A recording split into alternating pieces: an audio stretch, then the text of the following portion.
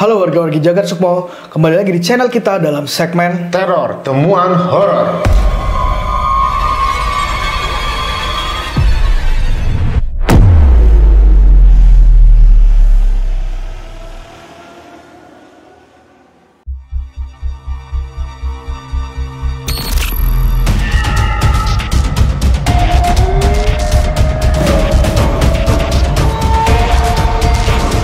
Jagat Sukmo.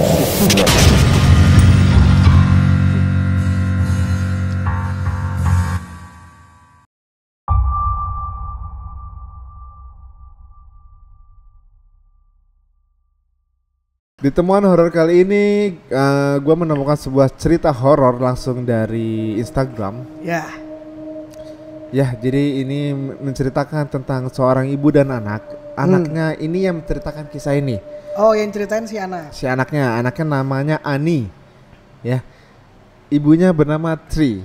Bukan Ani Roma Irama Ramari ya. Bukan Tri. Bukan Tri. Bukan udah. Lanjut. Ya. Jadi nama anaknya adalah Ani. Nah, Bu Tri ini adalah seorang single factor. Ya, dia bekerja sendiri dengan usahanya karena suaminya sudah meninggal waktu Ani umurnya 5 tahun. Sekarang Ani ini waktu menceritakan itu dia sudah kelas 3 SMP nih. Kejadiannya tahun 2005. Di Lampung. Oh.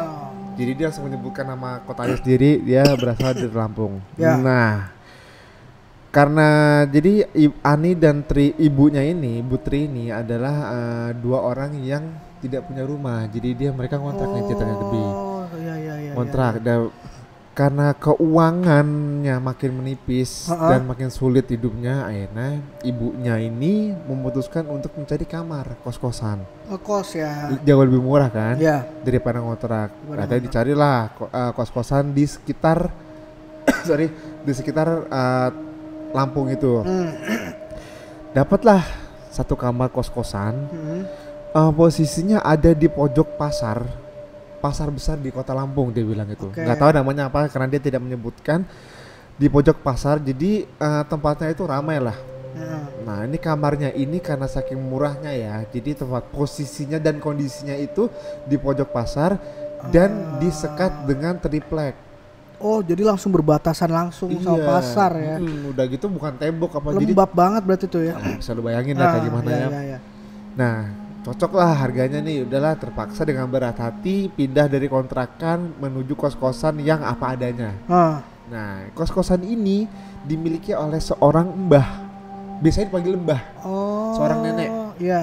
Seorang nenek. Nah, si ibunya Bu Tri ini dikasih harga murah karena dia menceritakan kondisi keuangan mereka berdua ini ke si mbah ini. Jadi mbahnya kayak empati lah. Empati, kasihan gitu. Kan. Akhirnya dikasih murah nih. Sebulan pertama nggak ada apa-apa, lancar. Sebulan kedua Bu Tri sudah mulai agak nggak betah nih karena kan tadi gue bilang ya, rumahnya itu kan disekat menggunakan triplek. Yang bikin dia nggak betah ini, si ibunya ini nggak ada apa tuh ventilasi udaranya. Oh iya, panas. Akhirnya bukan dengan terpaksa ya, akhirnya dia memaksa dibongkar-bongkarin tuh sekiranya biar bisa ada udara masuk dikit ya. Iya, dibongkar-bongkarin. Nah, akhirnya udah loh. Bulan kedua kejadiannya seperti itu. Bulan ketiga tapi ditutup nggak lubangnya? Enggak, jadi untuk apa? Udara doang. Udara, nggak dikasih kawat nyamuk gitu enggak ya? Jadi beneran kebuka gitu aja. Terkebuka biar udara masuk kan. Udara masuk ya, bau juga masuk gitu ya. Bulan pertama lancar, bulan kedua dia nggak betah dengan keadaan kamarnya itu. Di bulan ketiga itu dia cerita lagi mau bayar nih ke Simbah nih. Kata Simbahnya udah nggak usah bayar. Kamu duitnya untuk anakmu aja. Oh, baik juga sih. Baik hati lah. Tapi jadi selain dikasih keringanan untuk tidak membayar, si Ani dan ibunya ini dikasih makanan sama Simbah ini. Jadi Simbahnya ini masak ayam goreng misalkan. Dibagi. Dikasih. Beli buah apel apa buah jeruk dikasih. Gue rutin dikasih nih. Udah tuh di bulan ketiga tuh rutin. Akhirnya jadi akrab. Di tengah keakrapannya ini si Mbah ngomong gini sama si Bu Tri nih, ibunya Ani. Tri, kamu nggak usah bergaul sama warga sekitar. Dia bilang gitu sama Simba. Kenapa Mbah? Nggak penting, karena kebanyakan dari mereka itu lebih banyak menggunjing, ngomongin orang, dosa katanya. Simba ngomong gitu. Nurut lah, udah dibayain kan, udah dikasih gratis, nurut lah. Masih gratis, dikasih makan, nurut lah. Nah di bulan ketiga itu juga si Ani ini mulai nggak beres nih Bri ceritanya nih.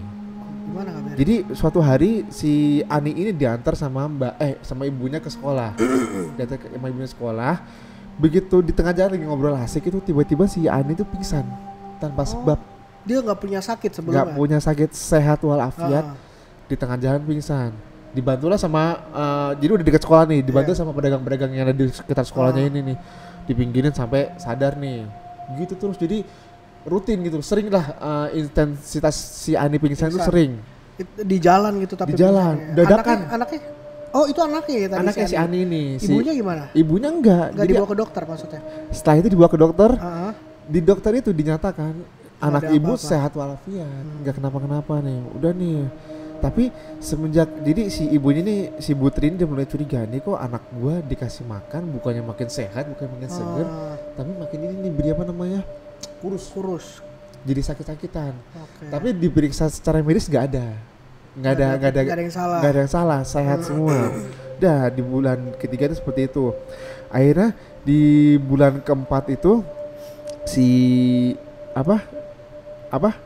Butri ini makin merasa aneh nih, merasa anehnya kenapa? Pada suatu hari si Butri ini sholat di kamar ini, Simba datang. Lah kan orang sholat kan fokus ya, berdoa, sholat fokus. Simbahnya aja ada di belakangnya Butri, ngajak ngobrol. Lah kan sholat kan kita fokus berdoa dalam hati kan ya. Lagi ngajak ngobrol langsung sholat. Dia ngobrol nih, ngomong nerotos mulu.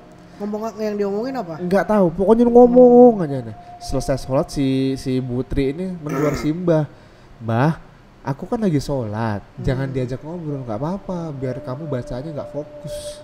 Dibilang gitu. Mulai curiga dia. Mulai curiga tuh. Jadi dia udah si Butri ini, ibunya Ani udah mulai, ini orang kenapa aneh nih? Ya? Aneh nih. Terus. Akhirnya disuruh lah, Mbah nggak sholat. Kalau saya bisa sholat di mana aja. Bisa sholat di jalan, bisa sholat di angkot, bisa sholat sambil jalan. Makin ini lagi si Butri ini orang apa sih sebenarnya ini? Ajaran dari mana gitu ya? Akhirnya kan. Nah di bulan keempat itu si Ani juga masih tetap begitu-gitu aja Bri. Masih sakit, pingsan mulu, pokoknya nggak jelas deh. Sampai si Ani dimarahin sama ibunya nih, kamu kalau udah sehat jangan sering main. Jadi sering pingsan, padahal itu nggak ngaruh sebenarnya kan. Akhirnya suatu malam dia sholat tahajud Butri ini.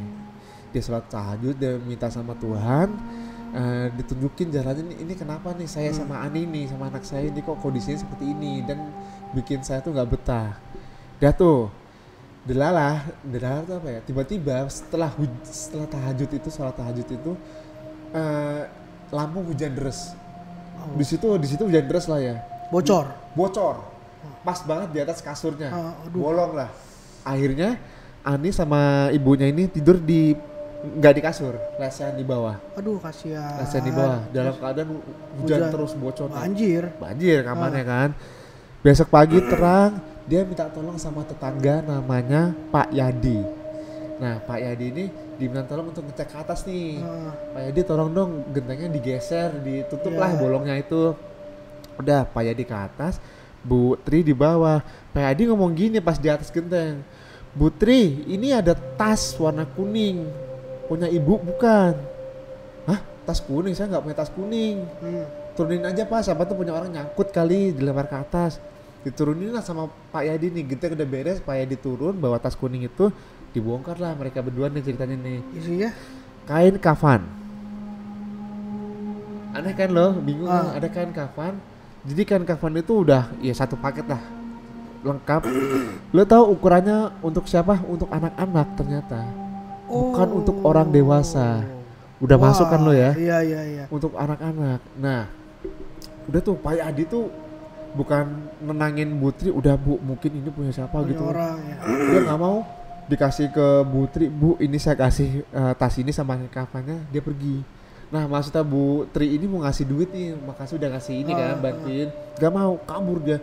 Udah kabur gak mau nengok ke belakang gitu, jadi kabur, bener-bener kabur. Gara-gara takut ada kain kafan itu. Oh, kenapa gak dibuang aja ya? Nah, jadi Pak ini bener, wah enggak deh. Akhirnya karena Bu Tri penasaran, nanyalah ke Mbah. Udah ngomong gini, Mbah jawabnya slow. Itu kain kafan memang untuk orang mati. Ini siapa yang naruh nih Mbah? Saya. Anjing gitu. Ada kan? Terus? Tapi dia jawabnya nggak terpojok, jadi jawab dengan seenak-enak, santai gitu. Marah nggak Bu Trinya? Marah lah. Saya naruh. Untuk apa Mbah naruh kain kafan di atas kamar?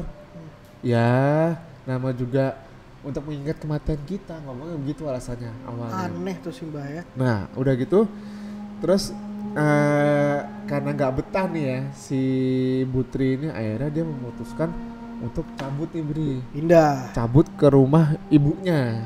Oh, ibunya si Bu Tri. Jadi neneknya si Ani nih ke rumah ibunya Bu Tri nih. Pindahlah, jadi jaraknya agak jauh lah. Pindah. Tapi waktu pindah itu si Mbah ini nggak ada di rumah ceritanya. Nggak tahu, jadi nggak tahu kemana lah. Akhirnya pindah, dah tuh begitu itu pulang lagi nih dari udah di rumah neneknya nih, si Ani udah berapa hari si Ani sehat-sehat aja nih Bri. Oh, jadi seger lagi ya. udah nggak sakit lagi dah. Suatu hari si Bu Tri ini balik lagi ke rumah Simbah karena ada barang yang ketinggal ceritanya. Tapi begitu sampai di rumah Simbah, rumah Simbah itu Simbah lagi nggak ada. Nah di depan rumah Simbah itu ada warung pecel. Nanya lah, dia nongkrong di situ ke warung pecel itu. Waktu nongkrong itu dia nanya ke si ibu pecelnya itu, Bu, si Mbah itu kemana ya? Si Mbah ini lagi pergi Mbak, nggak tahu kemana. Nah akhirnya si ibu pecel ini nanya gini, Bu, tahu nggak Ibu tuh sudah lama pengen saya peringatkan, pengen saya kasih tahu. Cuman ibu ini kalau bahasa kita sekarang introvert, nggak pernah keluar nih.